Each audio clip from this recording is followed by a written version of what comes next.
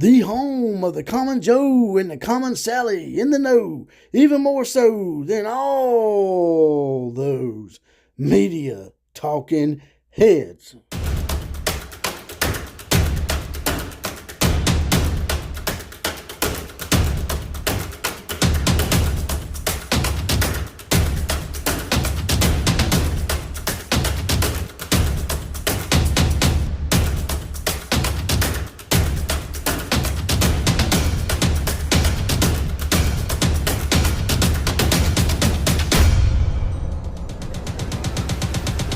Going out here today, guys and gals in sporting land. This is JPC. I'm the OCF. That's the outlaw of college football. And it's another wonderful day in the college football neighborhood. But today, class, I'd like to speak on those Texas Longhorns. That's right. You know, the supposed New York Yankees of college football. Now, that's not me saying that because it's pretty stupid to say because, you know, the Yankees have won like, 28, something like that. I'm not a real big baseball guy, but I think they've won like 28, not national championships, but world championships. A guy by the name of Anwar Robinson from OrangeBloods.com. I was looking at his profile and it said former writer for Yahoo NFL or something. I'm like, well, now I know why you're former. Because the shit he was saying was a little bit out there, a little bit overreaching, a little bit oblivious to where Texas's state of mind is and where they stand in college football right now. Anwar, some little show called Overreaction Monday or something like that. I might have the name wrong on that, but I just want to get into the fact of how some of these Texas people like Anwar need to be shook and waking up or something. Somebody needs to just slap some sense into them. But before I get to all that, I'd like to ask you guys and gals to like, share, comment, and subscribe to this channel.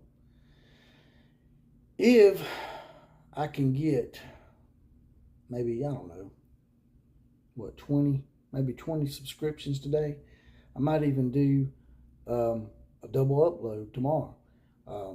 The more subscriptions I get, of course, the more apt I am to be able to get in here and get motivated and to do more uploads. But yeah, if I can get about 20 subscriptions today, I'll try to do you guys and gals a double upload. I've also gotten requests from a lot of Sooners fans because they're real passionate and they're real supportive of the YouTube channels that they choose to support. They've been asking me to do more Oklahoma content, so I may be going to do that as well. If you guys and gals have other topics you want me to touch on, just drop it in the comment section.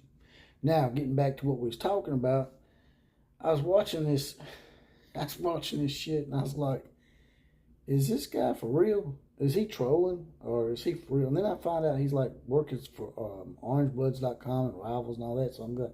I guess the guy's serious about what he's saying. And what he said is the Texas Longhorns have so much money that they should be, how do you put it? They should be proud of it, and they should not run from the fact that they have more money and they're more pristine than everybody else in the nation because they have more money. And by God, that means they should win. We should be winning because we got more money than everybody. Well, I got a news flash for you, Anwar. That shit ain't gonna go, buddy.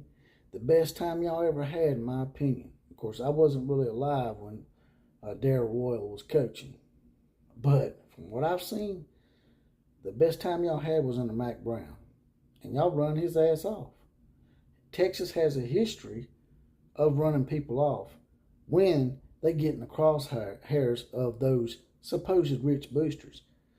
Another thing I want to tell you, Anwar, and all the Texas fans out there, is just because you got more money doesn't mean you're going to be successful at every venture you take, especially if you don't invest that money wisely and if you don't try to stick with a coach or if you don't develop players.